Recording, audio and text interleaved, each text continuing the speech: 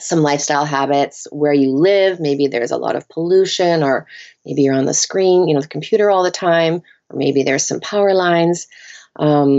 Medication, supplements, all those things can cause these blockages, like the log kind of falling across the river. And genetics play a role in that too, for sure. So when we do Qigong, it's just like, again, like the acupuncture without the needles, you're starting to move, say you're moving your hands a little bit, slowly in front of your body or whatever you're doing. That is like almost like a little bit like a magnet. And those meridian points, those energy points can actually pull energy through those channels so you can remove those blockages. This is the Anthropology Podcast, the podcast where we optimize the bodies, brains, and lifestyles of entrepreneurs, go-getters, and world-changing innovators.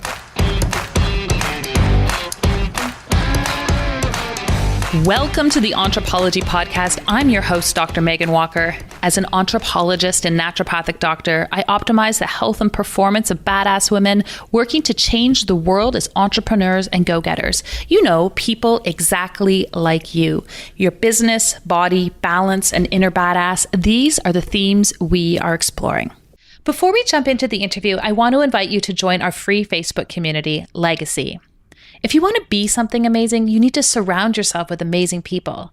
The Legacy community is made up of badass women living, not leaving, but living our legacy every single day. We are leaders, parents, entrepreneurs, and innovators collectively committed to leaving the world better than we found it. My mission is to support the health and optimization of these badass superheroes, literally to places we never thought imaginable. If you are on a mission and get it that your health is the key to your unlimited potential, then join us. We are super awesome. You can find us on Facebook at www.facebook.com/groups/BE Legacy. See you there. So, what if I told you through just a few simple movements for 10 to 15 minutes every single day, you could increase your capacity to relax, increase focus, clarity, detoxification, your general sense of well-being, sleep, protect your body from EMF fields and Wi-Fi and all of the other pollutants? You probably wouldn't believe me. But the reality is, the ancient practice of Qigong is something that we find empirically improves all of these things in people's lives. Traditional Chinese medicine is a 5,000-year-old medical discipline. It has a strong cultural and medical history, both in China and throughout the course of the world. My guest today, Sue Kreitz, is a certified Qigong instructor and master healer. She is also a nutritionist and has been working in energetic forms of healing for a very long time. In fact, we met at a workshop almost 10 years ago, looking at a really cool system of medicine called auricular medicine, which we get into in the podcast. Sue has created a really innovative business for two reasons. One, she makes Qigong accessible to people who never thought that this was a system of medicine or healing that would be of interest to them. And two, she does it online. Chinese medicine is not something we've spoken about in any great detail on the podcast before, but it is an idea and concept that is incredibly powerful and is rooted in symbolism and intrigue with respect to the things that we see in our bodies and our world on a daily basis. Sue has found a really captivating way of taking this ancient form of healing and making it relevant to the types of pressures that we have in today's day and age. We talk about parenthood, energy, entrepreneurism, and of course, Qigong, and how this very simple process can fundamentally change your life. It is my absolute pleasure to introduce you to Sue Kreitz. Sue Kreitz, welcome to the Anthropology Podcast. Thank you. What's super exciting to have you here, and what's neat is it's sort of one of these full circle moments because healing and energetics is part of how we met almost 10 years ago. Can you share with us your journey as a healer, a nutritionist, and how you have come to really incorporate energetics into your practice along the way? Sure, I'd be happy to do that. It's kind of a long story, so I'm going to try and keep it succinct, but my journey began actually a few years before you and I met. I was previously a research scientist, and I was studying plant succession after a disturbance, and I had my kids. And then after my second child, Luke, was born, things kind of switched for me. And, he was always sick, and he was diagnosed as failure to thrive, and he had been undergoing all these medical tests, and they couldn't figure out what was wrong with him. And then they figured out he had severe asthma, and they weren't sure. And, my science brain just kind of got to work doing my own research. And I thought, there's more to it than just these tests. There's, as a mother, as you know, your intuition kind of gets really strong when you have kids, and you kind of know more. It seems you know more about what they might need. So I just started studying alternatives out there, and especially nutrition. I was always interested in that. And along that course of studying, I ended up getting a certificate in holistic nutrition. And then I went on and studied homeopathy, and all the while kind of working with my son. And then it wasn't until a friend with cancer came to me and wanted to do alternatives, and as well as conventional. She just wanted to throw everything at it because she had been given a very slim chance here in Canada. So that led me to the course where we met, the auricular medicine course outside of Toronto there. And that course for me gave me a really nice way to assess where my clients were at in their protocols, and to figure out, maybe a little bit deeper about their blockages, what they might need to support those blockages. So I was really happy with that. It was a very intensive course, as you know, but it really added a lot to my toolkit. So I went on and still practiced nutrition and had my own private practice in my local town here. I'm in Alberta, Canada. And more and more stuff just started coming my way. And as I was practicing with my clients, they were getting better and it was all good. But I was getting these other messages sort of intuitively. And that led me to Qigong, which we'll talk about in a minute. But it's basically, another energetic technique. And really, I incorporated that into my practice. And recently, I guess 2 years ago, I shut my in-person clinic down, and I just felt the need. I had to reach more people in a bigger way.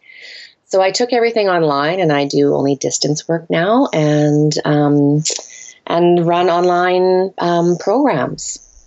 Okay, so can you just take us through for 1 sec? We're going to talk about what auricular is and what Qigong is, but suffice it to say, these are energetic therapies. And so how do you do that online? It's the coolest concept ever. Mm-hmm. So for Qigong, because it's a moving meditation, but there's also an energy healing component to it. So a lot of my clients, we kind of morphed into the in-person, and they, I had a really great foundation, and they trusted me, and they'd experienced a lot of the energetic work that we'd done together. So they had a belief in me. So we just started doing distance work. And in that regard, I don't need to see them or anything. I just can kind of tune into their energy and get a feel for what's going on. But as from the Qigong perspective, what I found is if I teach people a little bit of a couple of movements to do between sessions, they just get better so much faster. And so to do that, I need a camera, and I need, I record things. And so I just show them a movement, and I have them do it, and I can watch them over camera. It's amazing what we can do now. And then that sort of reaffirmed, we do it together a little bit. And so I have this community where we meet weekly via live stream, and we record the sessions if people want to go back. But with cameras now and the internet, it's just so simple to reach all over the world and connect energetically on all these levels. It's like we're together in the same room. Yeah, it's actually amazing. And we're so adept to being able to leverage technology in our own lives for so many different things. It just makes sense that healing is starting to move in that direction. And it doesn't seem odd to people anymore. They're like, well, of course we can do these things through this medium. There's two things that you mentioned that I think some people are probably going to be like, what were they talking about? And that is auricular medicine and Qigong. Starting with auricular medicine, can you just explain to people what that is? Yeah, so auricular medicine it's basically an energetic assessment technique. So in doing auricular medicine, you use someone's pulse, so they can be present or through distance. You can still pick up on their pulse, and then the energy.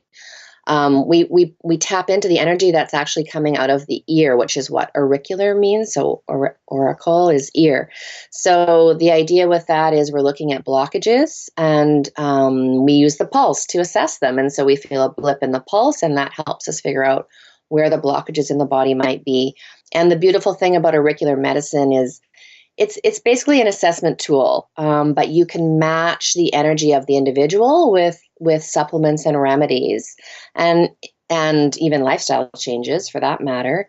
And it can also give you an order in which that person is ready to move forward in. So instead of just starting whole hog with let's cleanse, let's detox, let's do all these things, which are all going to help, those things can really often make someone feel sick. They may not be ready for those things. So auricular medicine gives you almost like a pathway to follow.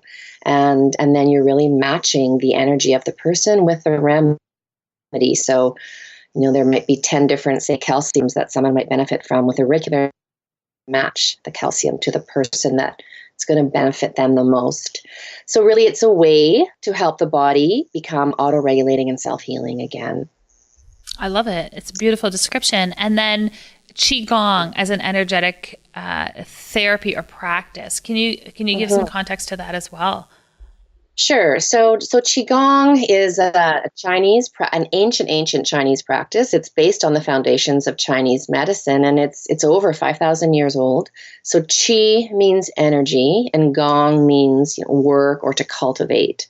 So with Qigong, you're moving energy, and it has to do with our meridians. So we have these invisible energy channels in our bodies where energy flows, and when we have blockages, it's like, there's a log or a rock or something kind of blocking that river, that pathway of energy.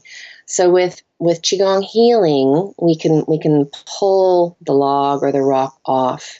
And when someone practices Qigong movement, so it's a moving meditation, they actually can remove those blockages themselves. Sometimes they need help, but often they can do it themselves. So what I found when I found Qigong was so fascinating because the first course I took, the instructor said, Qigong is a way for the body to help the body become auto-regulating and self-healing. So the very way that I describe auricular medicine. So I was just like, match. How does this work? And it's similar but different. It's like acupuncture without the needles. And it's like meditation without sitting still. So it's really good for a lot of people. Your description of Qigong as acupuncture without needles and meditation without sitting, I feel like that probably got some people's attention. That's like their ideal way of being able to engage with both. When people are practicing Qigong, and if I'm describing this correctly, it's a series of movements that people would, in essence, move through. Is that correct? Yeah, that's right. And to see the benefit from it, is it something that they have to do every single day? In the philosophy, so there's many forms of Qigong, like probably thousands of forms of Qigong. So the one that I study is called Spring Forest Qigong, and I incorporate a few different things within that, but it is super simple. So the idea is with this is it's good, better, best. So, there is no bad, there's no wrong way to practice. There's practicing once in a while is good. Practicing even more than that is better. Practicing every day is best, but it's not necessary. You'll still receive the benefit. So traditionally we have practice groups where we meet once a week. People receive so many benefits from just practicing once a week. But many of the breathing techniques and things that you're thinking about, it's really a mindfulness practice as well. It trickles into your life throughout the week. So I would say the one hit, you get, some lasting benefits from it. And prior to doing Qigong, was Chinese medicine and the philosophies of Chinese medicine something that you had incorporated in your practice, or did you develop or come to an understanding with respect to those as you strengthened your Qigong practice?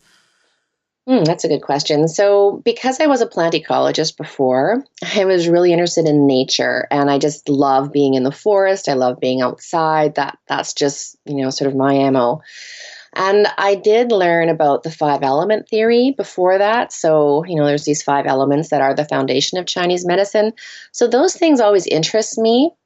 But it wasn't until I started to study and learn Qigong and I became a certified instructor. There's a lot of rigor to that training. And then I really embodied a little bit, the Chinese philosophy about these five elements and how we can use those to assess what's going on in the body or, even in nature. So the connection for me was quite powerful. And, but it wasn't until later that I really got into the philosophy behind it.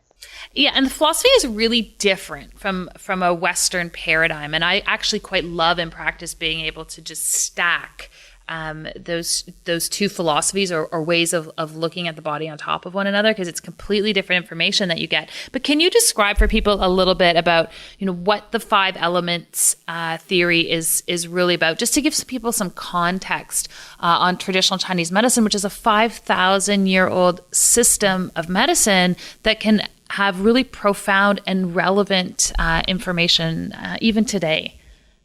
Yeah, so the five elements is I'm so passionate about, and really the philosophy behind that is, the world started, and it has to do with the Big Bang and how space and time and particles and all these things met, and then these five elements arose from that, and the elements cycle with the seasons. And so, of course, right now we're in summer, and the element is fire. And so there's organs associated with each element. So the heart is the organ associated with this season.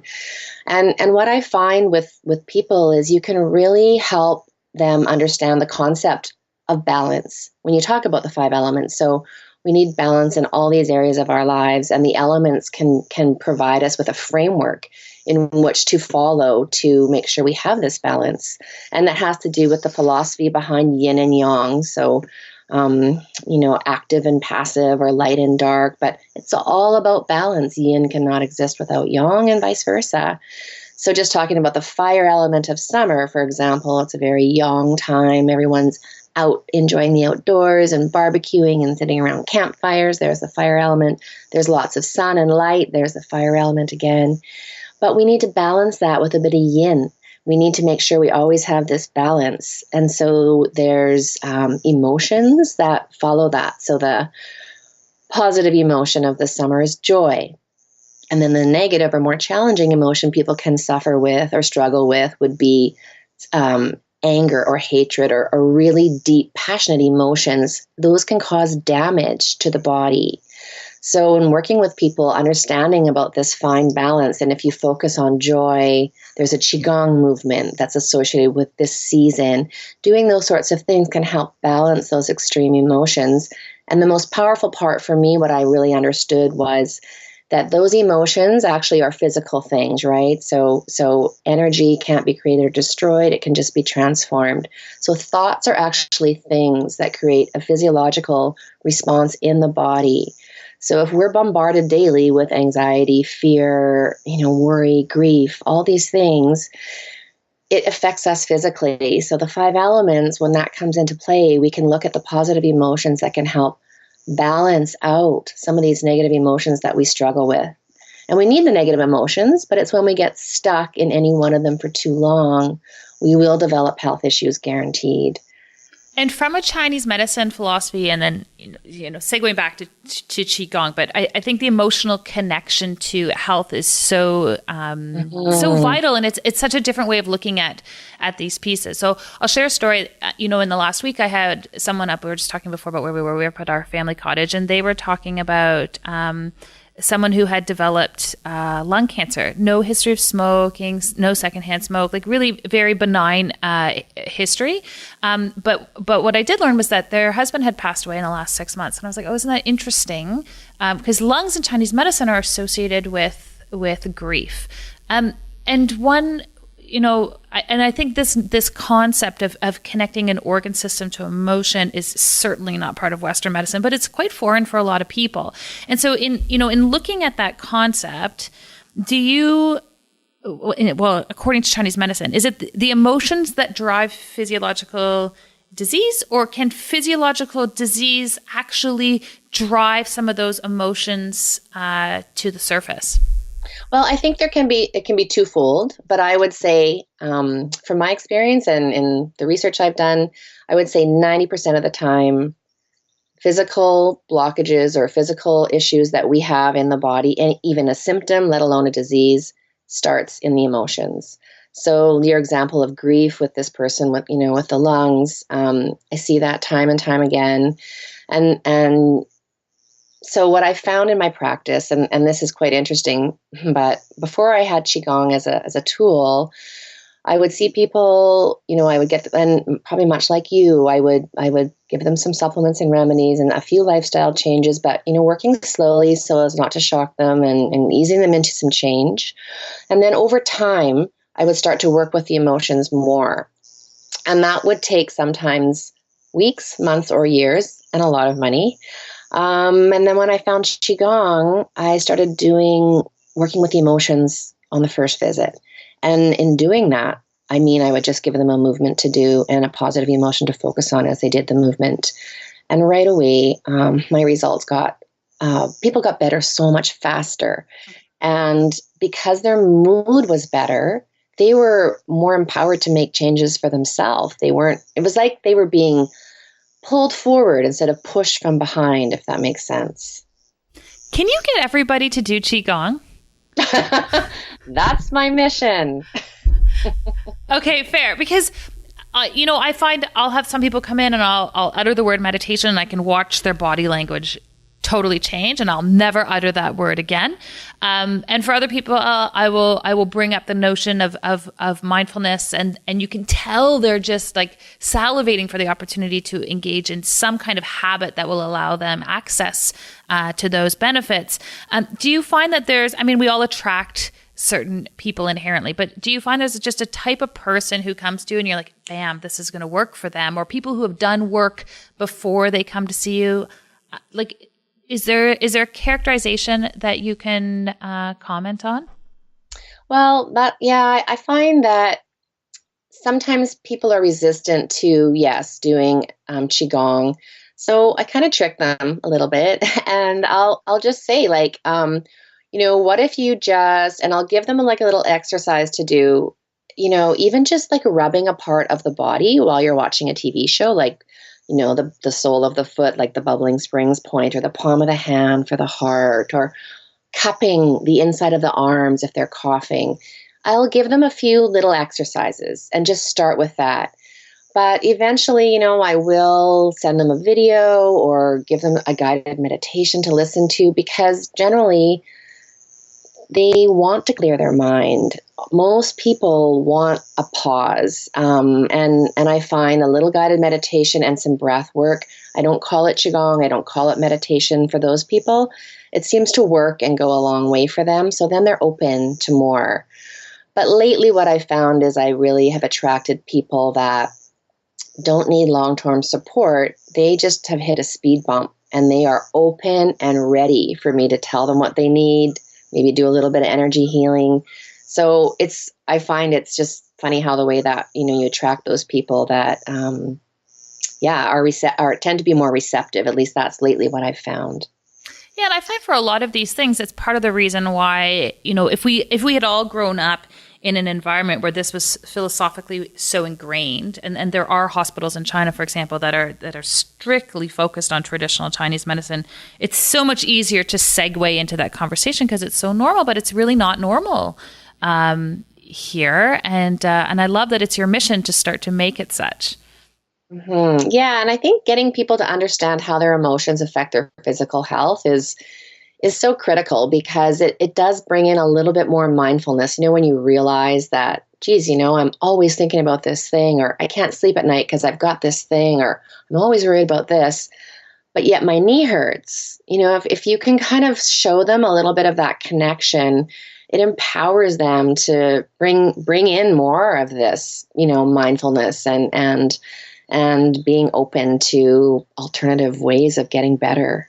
Yeah, and we did an interview a few weeks ago with someone named Annette Dubreuil, and we talked about the concept of focusing as a mindfulness technique that really allows you to tap into the messages of the body through what you're feeling physically. And what's so interesting about that is, that is a tool that a lot of psychotherapists use, and yet it's tapping into a common language of the body, despite the fact that these are totally different philosophies of healing. People have picked up on the fact that the body has all of this information to give you, and we just need to listen. Yeah, and it's empowering to know that you are in control. And I find that, like I was saying, once I gave them an exercise or two to do or a movement, it seemed like they got so excited because they realized they had some power to do these things on their own. Like, they weren't dependent on coming to see me, or, I'm not trying to get myself out of business, but it's so great when people understand that they have all the information they need inside their bodies to heal. Sometimes they just need a bit of guidance to get there. Absolutely. And, some of the impediments to healing, the language that you used was a blockage. When you use that terminology, what are you talking about? So a blockage, I'll take it back a little bit to the meridian system. And it's just, if you imagine, again, we have these invisible energy channels, which are like little rivers and streams, and there's ponds and lakes throughout our entire body. So when they get blocked, and they can be blocked by a series of things. So it can be the weather, emotions, of course, is the number one cause, poor nutrition, some lifestyle habits, where you live. Maybe there's a lot of pollution, or maybe you're on the screen, the computer all the time, or maybe there's some power lines, medication, supplements. All those things can cause these blockages, like the log kind of falling across the river. And genetics play a role in that too, for sure. So when we do Qigong, it's just like, again, like the acupuncture without the needles, you're starting to move, say you're moving your hands a little bit, slowly in front of your body, or whatever you're doing. That is like almost like a little bit like a magnet. And those meridian points, those energy points, can actually pull energy through those channels, so you can remove those blockages over time. So blockages are really, they can be a symptom you might notice, or you don't even know they're there. Yeah, it's so fascinating to really tap in and be able to just simply eliminate or facilitate flow within the body, and suddenly so many things will start to clear up. Mm-hmm. So many things start to clear up, and then people start to make better decisions for their life. They make the big change that's maybe been needed to be made. Their intuition starts to guide them about what foods are good for them. Like, all these other things open up because all of a sudden, there's more wisdom. The body has a lot of wisdom. Yeah, I find it really interesting because we'll make one or two changes with people, which will really dramatically shift their health. And then they'll come in and they will say, listen, I did what you said, but then I also started to exercise, and I also started to eat well, and I went out with my friends more again. And so, like, maybe what you did helped, but mostly I think I just made the decision to change my life. And I am always like, and they leave and they're like, I'll tell everyone you're really nice, but I think it was just a timing thing. And I now just smile to myself because I've seen this happen so many times that I'm like, no, this is the thing. And that's what happens when you get shit out of the way, right? You take it out, and the body's like, thank you. I can now flow again. It's like tidying up before you clean up your house, right? Like it's so simple. Yeah. It's so simple. So you mentioned something when you were speaking a minute ago, and in passing, the things that can interrupt the health of the body, in essence. And you said power lines, and then you moved on. And one question I really would love to get your perspective on is the influence of Wi-Fi and EMF fields, and how you have perhaps observed the influence of that stress on the body through your energetic work over the last decade. Because I feel like there's been a real exponential increase in our exposure.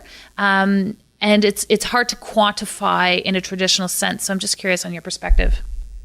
Yeah, I do feel it is a concern, absolutely. And definitely the increase in the amount of time we're all exposed to Wi-Fi, and even just being physically in front of, a screen or a device. So I do really feel it's a concern.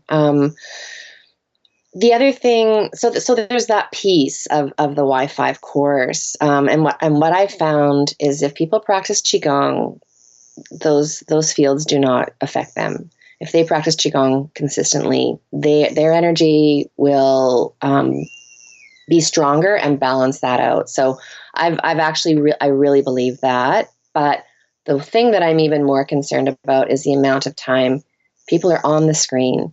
And, people have their phones by their bed, and they're on the computer all day, say, and the first thing they do in the morning is they look at their phone. The last thing they do before they go to sleep is they look at their phone.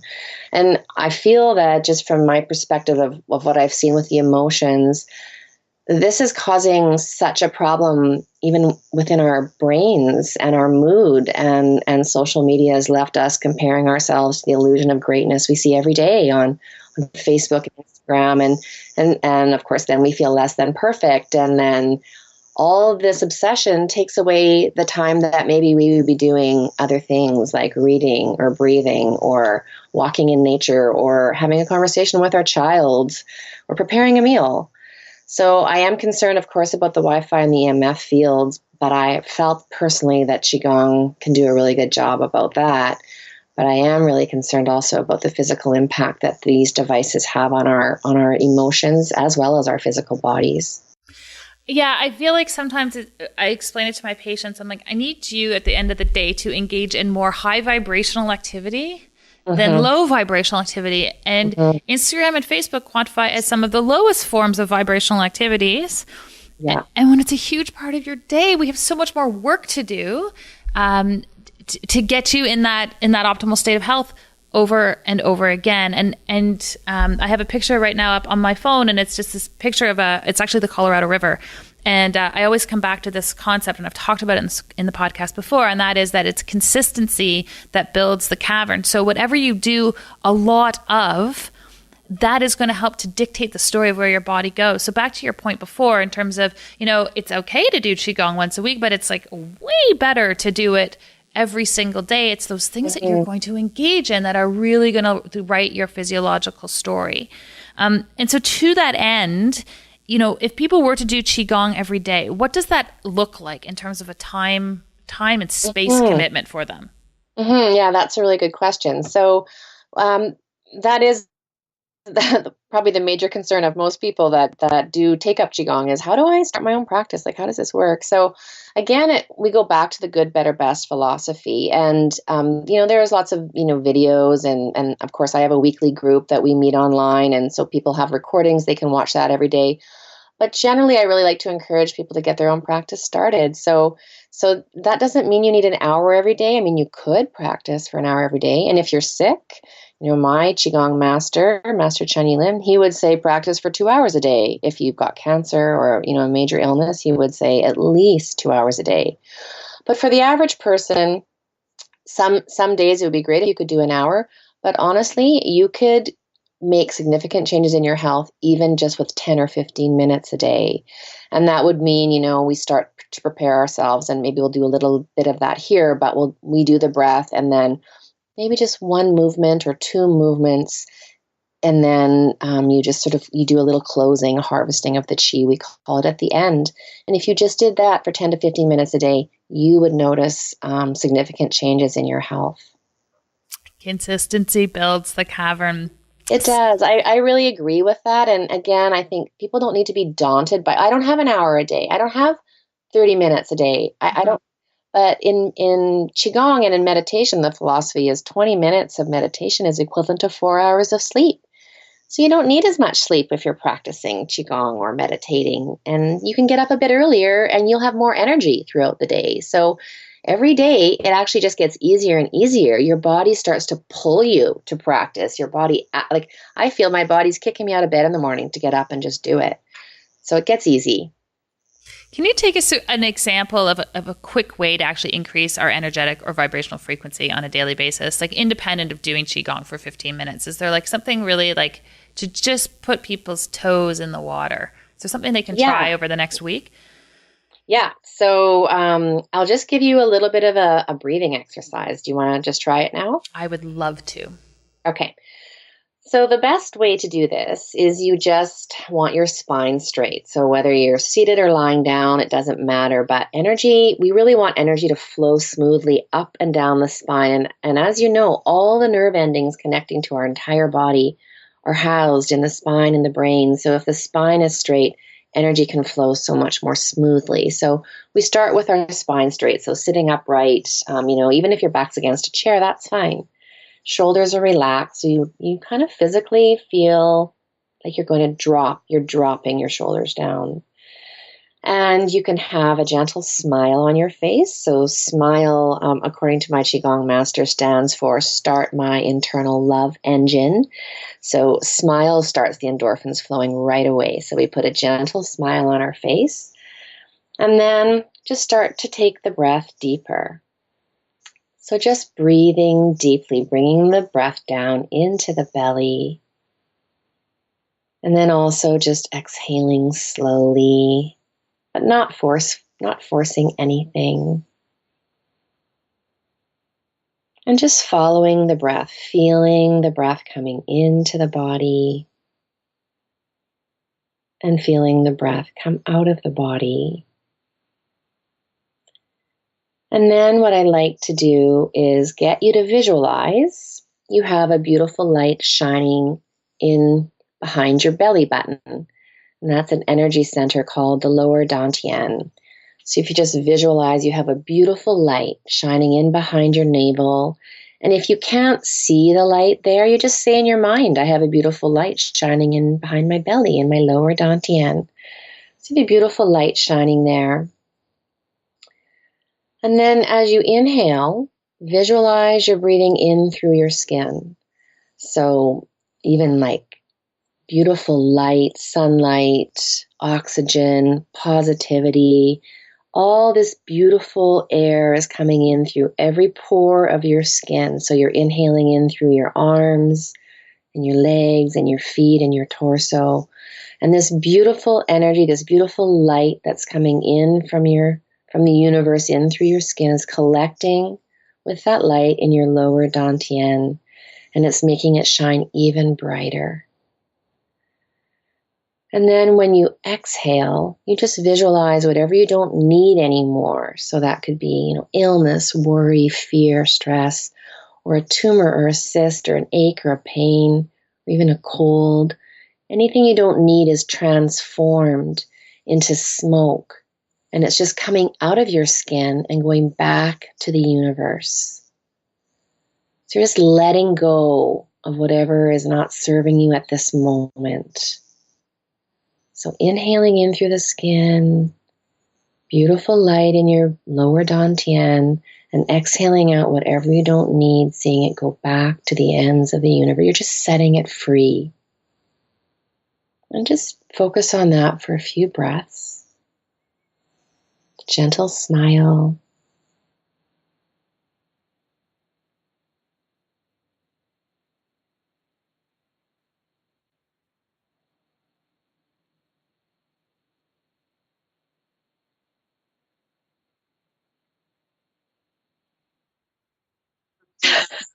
Yes, you can wake up now. So generally what you do then is you do that, even just for 2 or 3 breaths. What you're doing, and I'm just going to have you come out of it now. So just rub your hands together and massage your face, and that kind of helps ground you and get you not feeling spacey.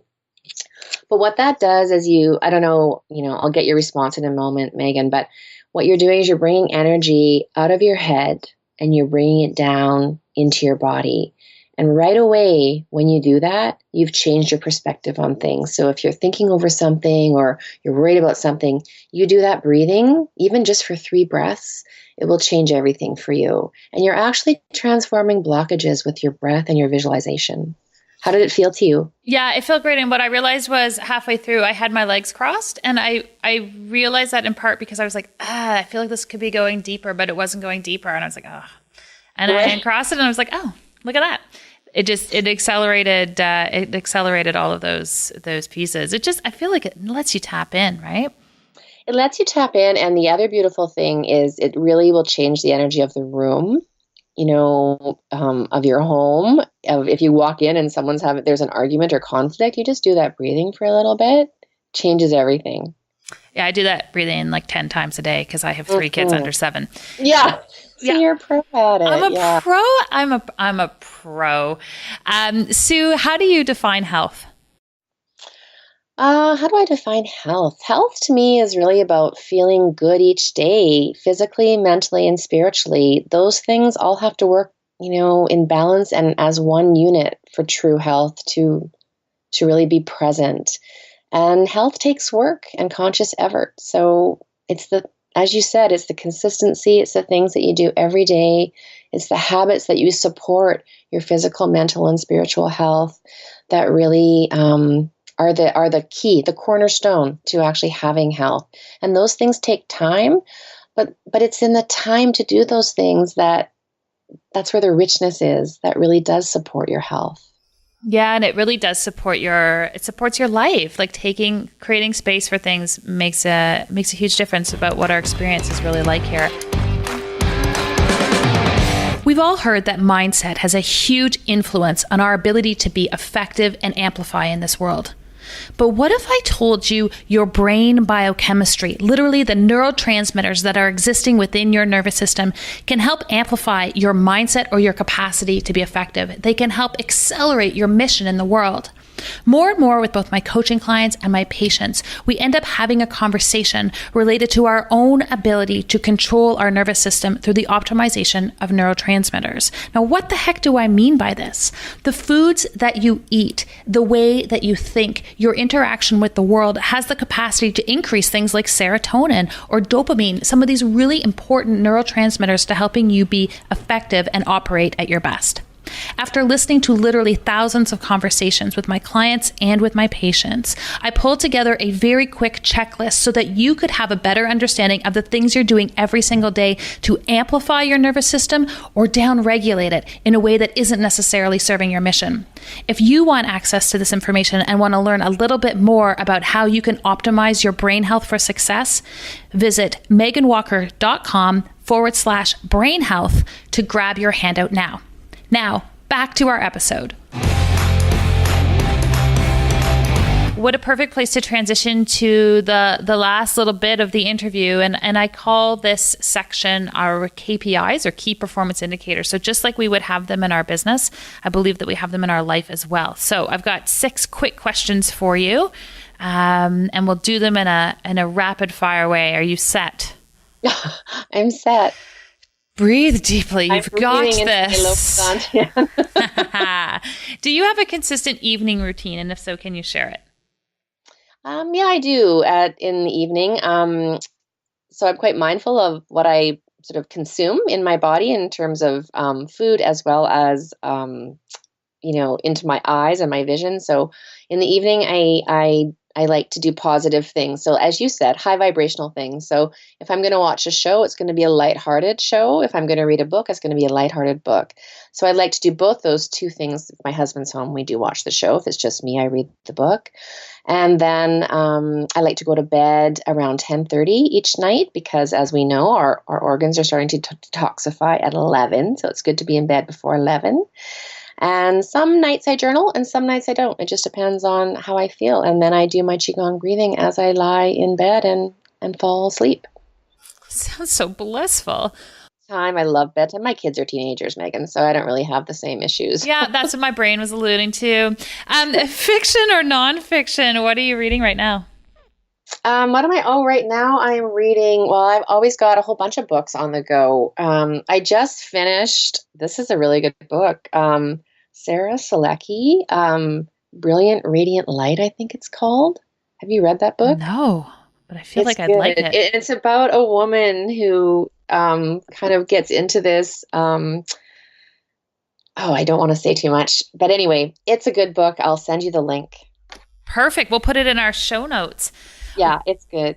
What is the one thing, and I feel like I know the answer here, what is the one thing you're most consistent with respect to your health? Qigong, of course, because it's the magic bullet. I've found that it's taken care of so many things for me.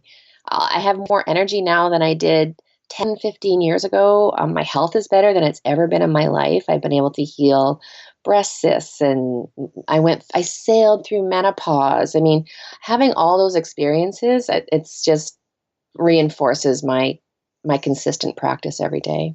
I'm totally sold. What is something badass about you that people would not otherwise know?